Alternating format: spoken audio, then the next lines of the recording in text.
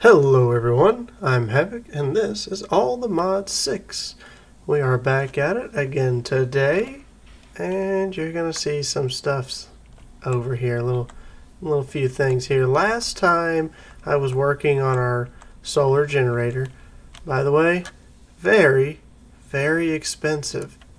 Did I say very expensive? Because it's very expensive, like very expensive. Did I say very, very, or very, very, very? Because it's expensive.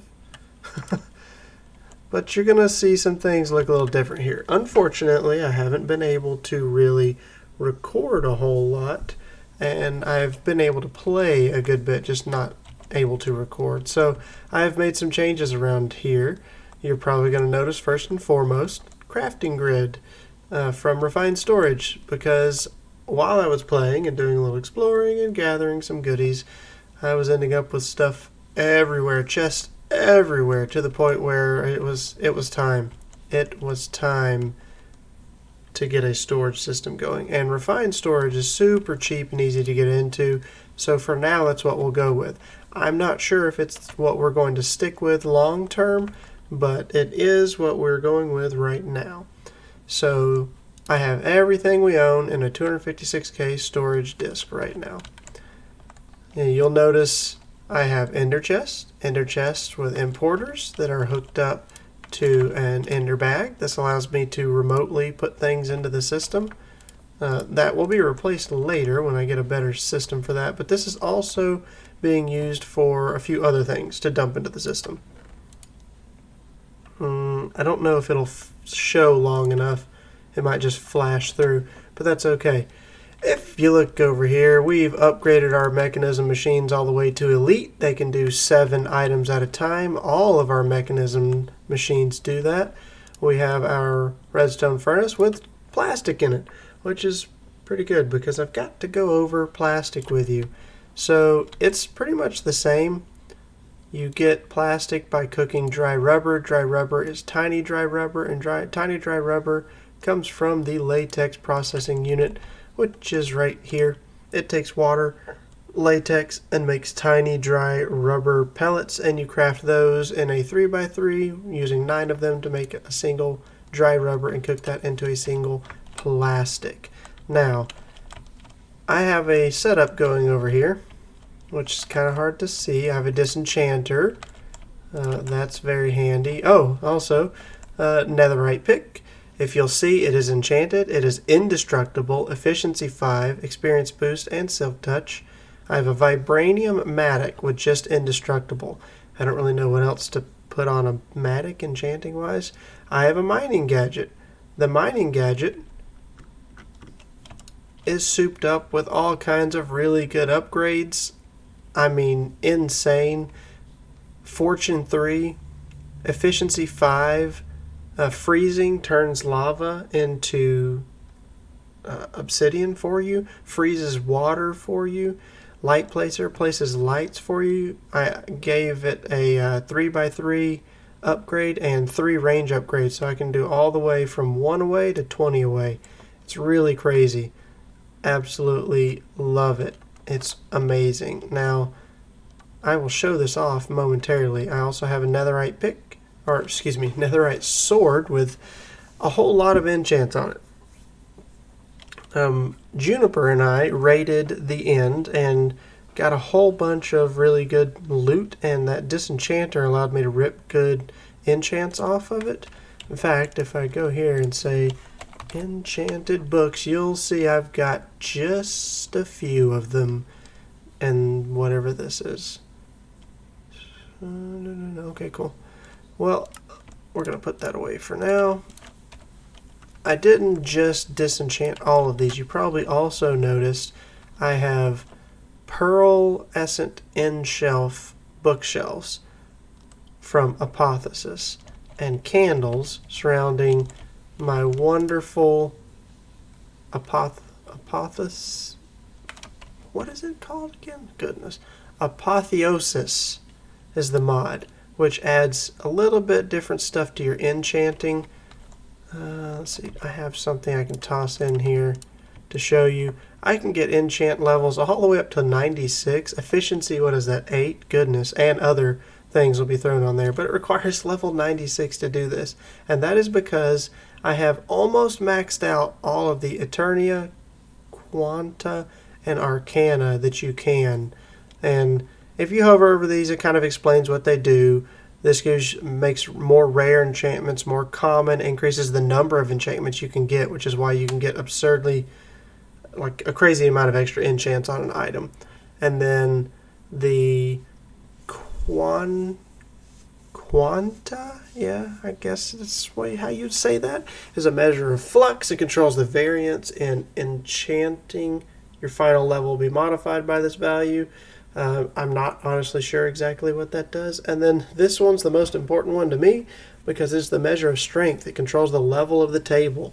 So it looks like 100 is probably the max level, and I'm just shy of having this maxed out here with 48 out of the 50. And I think I need a couple more dragon heads because the draconic end shelves might be what gets me the rest of the way. I have 2 of them. But absolutely crazy. I mean, an absurd amount of enchanting strength and number of enchants that can go on it, but it takes a crazy number of levels, and I only have 74 levels. Of course, I say I only have 74 levels.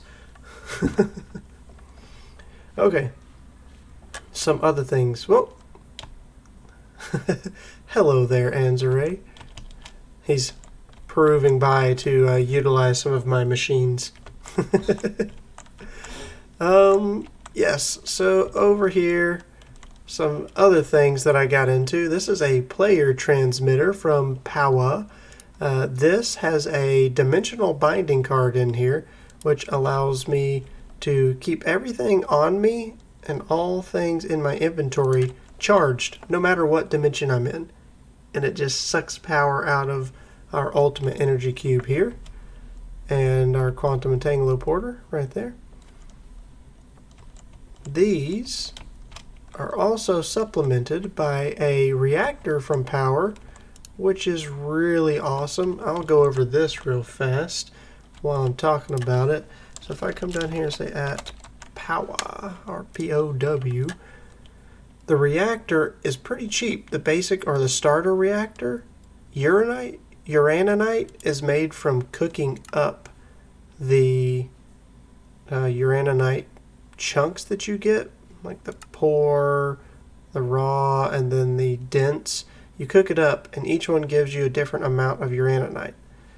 And then this is used in order to make the reactor blocks. You also need tiny capacitors. One basic capacitor makes 2 tiny, and one basic one is the dielectric paste, which we made in the last episode, some iron and redstone. You need 36 of these, and then if you just place the first one, it builds itself. It's really cool. And then if we look in here, there's no power stored in it because I'm using 100% of what it makes. But it's currently generating 2,000 FE a tick if you look at generating. And I can take out 10,000 FE a tick per the maximum extract from this reactor. It can hold 1 million. I'm not sure what 133 FE per tick generating factor means. I guess that's what it normally makes, but you can affect how it's generated by adding some things. So if you add in carbon, it increases the efficiency. You see efficiency plus 180C. If you add in redstone, it adds fuel consumption. So the speed in which that it consumes the fuel to produce power is increased with redstone. And then, of course, you need to cool it off. And I'm using water, which I'm pumping into it through the back, and dry ice, which keeps it cool. That's why it's not even hot at all. If it does get hot, it becomes unstable and it burns through your uraninite faster, but it doesn't really produce more, I don't think. So you want to keep your dry ice in there. And you can put other stuff. You can put snow in here. You can put packed ice. You can put regular Minecraft ice. I think you can put snowballs in here. But dry ice, I do believe, is the best for it. Just sneaking by. But that is, yeah, I'm using too much power. It's almost about to run out of power over here. And the reason it's almost about to run out of power is because I have gotten into, well, number one, I have these machines running off of that power, which I don't know how much these don't require power per se, they require heat, but the resistive heaters that I'm using to heat these suckers take power. Each one of these takes 40 FE, and I got 1, 2, 3, 4, 5, 6, 7, 8. All right, so 320 F forge energy a tick is currently heating my 2 thermal evaporation plants, and this one is taking water and creating brine, which I'm pumping out the back, and then I'm pumping that brine into this smaller one, which immediately turns all of the brine into liquid lithium, and the liquid lithium is being rotary condensed.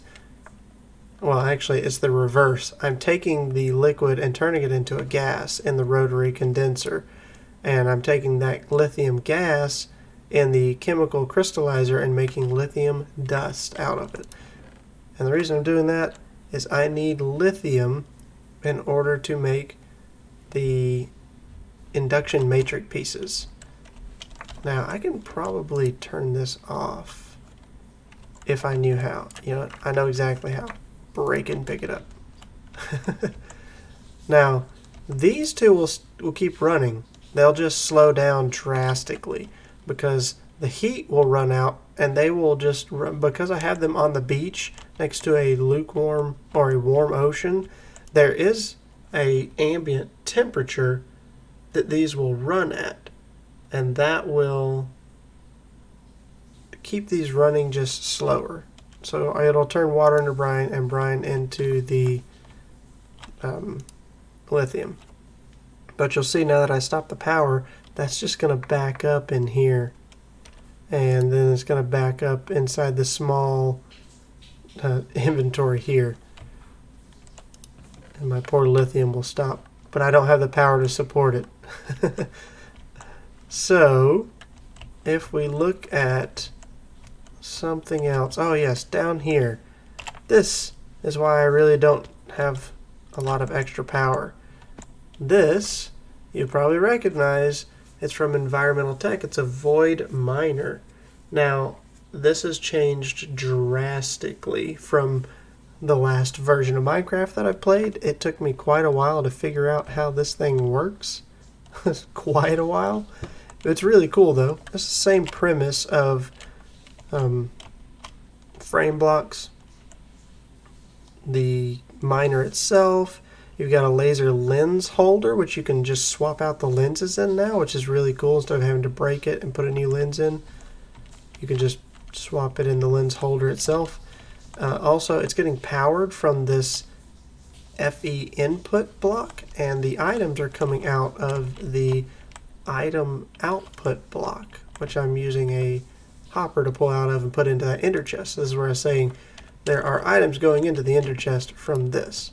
Now the problem is we're going to run out of power here in just a second, and this thing will run out.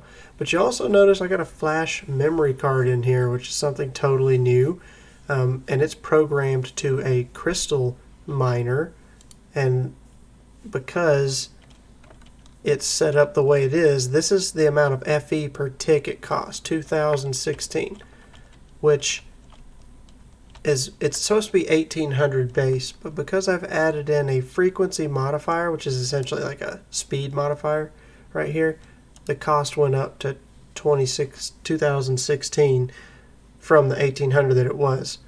But these little flash memory cards are really neat. So, oh yes, also I have a matter receiver and a charge porter, an advanced magnet, a few goodies here and there. I've been working on catching Enderman souls and soul jars for mystical agriculture, because I will want to get into mystical agriculture eventually. And I have all the Modiumsite, Diamondsite, and Lapizite potions, one of each left, and I may have more potions in here. But these things are awesome. Brewing them up's real simple.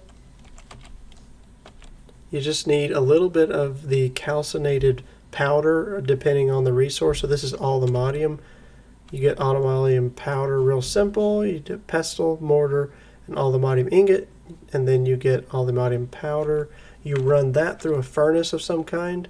Pretty much any kind of furnace will work to cook it up, and it becomes calcinated, and then you can use that to brew these sight potions with any kind of mundane potion here, which is really awesome and helps you to locate ores through X-ray. Now, I think I've pretty much got all my latex done here.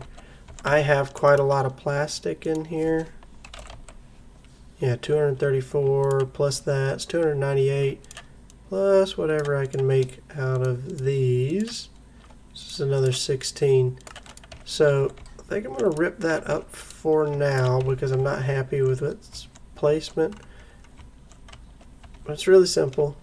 I have 4 fluid extractors aimed into the center, and right down in here I have a block placer from Cyclic, and it's just set to be always on, and if you put wood in there it just plops it right in here, and these things slowly chew through the wood and produce latex.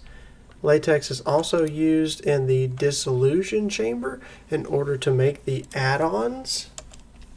I know this is kind of all over the place, but this episode is a catch-up episode for you guys. And if you are particularly interested in any one mod or whatnot, say so in the comments and I can go in more depth into those things later on. But these add-ons are made in here using latex and the ingredients they take and energy in this chamber, and it will make the add-on. There's different recipes for different ones. They all take latex, I'm pretty sure, and then they all do something a little bit different. The ranged ones are pretty simple, right? Adds range to the machines, and then speed, efficiency should, pretty much speak for themselves. Efficiency will make it take less power. Speed will make it operate quicker. Now, I have not really made anything other than a range add-on, and I did try to grow some inferium seeds using the plant gatherer or plant harvester. I think it's the plant harvester from industrial foregoing, but it breaks the seeds and then you have to make a planter and other stuff.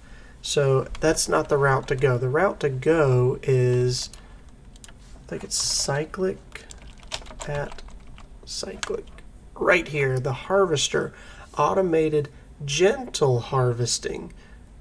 So what that'll do is it will gather the seeds without breaking what's growing there. And this thing can be made really big. So I will be working on some kind of a setup eventually. I'll probably do an episode of that to get really into the mystical agriculture parts. But I've been really struggling with power. I need a centralized power location. So we've stopped because I stopped running all those machines up on the beach. And this thing produces just enough power to run my void miner. The name has changed. Let's see. It used to be a void ore miner, but now it's just a void miner. Oh yes, I was going to explain. I am scatterbrained in this episode. The memory programmer is what you use to make it the different miners. Right, so you have ore miners, botanic miners, resource miners, and multi-miners. When you go into multi-miner, you've got crystal, ore, resource, or multi-miner. It's weird. Go back up. Botanic miners. You've got a garden, forestry, flowery. Resource miners, rocky resource, frozen resource, loose resource. Let's see, ore miners, mineral ore, metallic ore, gemstone ore, magical ore. Lots of different really crazy things.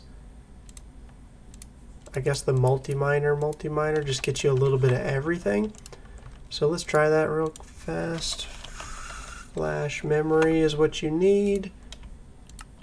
I have everything but the volatile memory card. Alright, so what you do is in the memory programmer, you make one of these, which y'all just saw how I made it. You plug it in up here. Oh, what is it making it? A multi-miner. Okay. So apparently it remembers whatever you had programmed in there last time. Because I did not mean to do that. Multi-miner.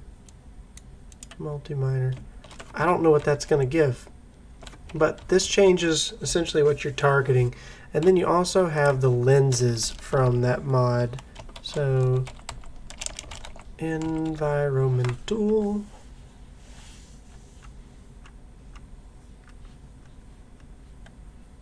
Where are the lenses? Hold on.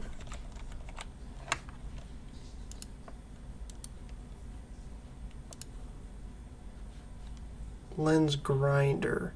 That might be how you make the other lenses. I'm not really sure because I haven't got into it just yet and it's relatively new. But I still think you have other ones. There's an assembler for building the modifiers, which, funny thing as it is that I'm fairly certain you can also just craft these. Yeah, so they can be made in the assembler at the cost of energy, but you can also just handcraft them.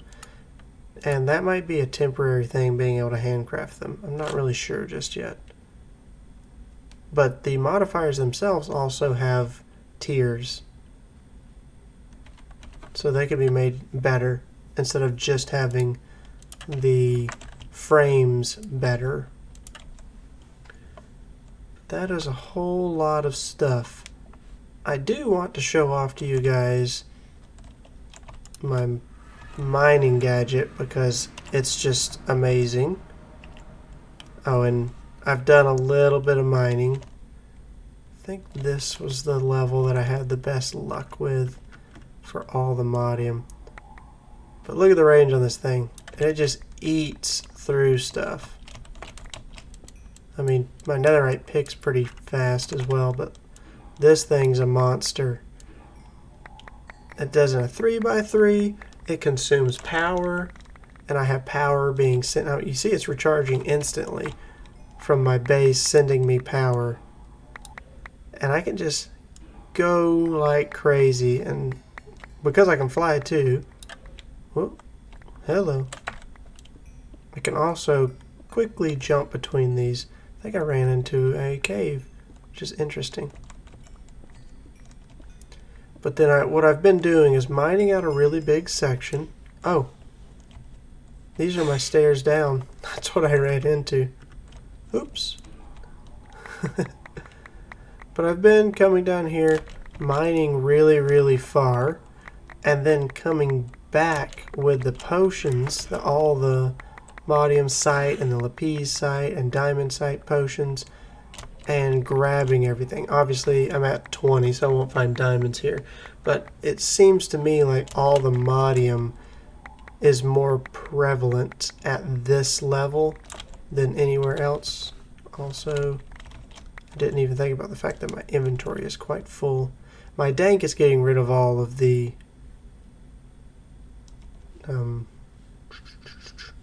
cobble and other random things that I'm getting. I had to think about what it's called. And then I can just dump the rest into my system via the ender bag that I have here. And the ender bag is made out of an ender pouch. There are a lot of changes to all the Mod 6. Very different things than what I'm used to, but it's great. Oh, and these little light bulb things are from the light effect from this. It really doesn't matter because I'm in the mining dimension. But if you're not in the mining dimension, say you're looking for like dry ice in the overworld, the little light thing is absolutely amazing and helps out a lot.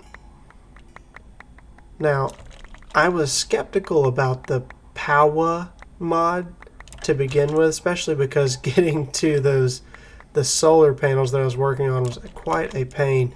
But now that I'm learning more about it, I see it's got quite some good use. So I'm probably going to look into making the stronger reactors for power here shortly after I get a battery that's big enough to really hold it. Because at this point, that's the real problem, is that I don't have the storage, and that's why I was making all the litherite that I was. But this thing is great. I'm not going to sit here and mine and talk the whole episode away, though. So let's get back and look and see if there's anything else that I have not gone over yet. Let's see.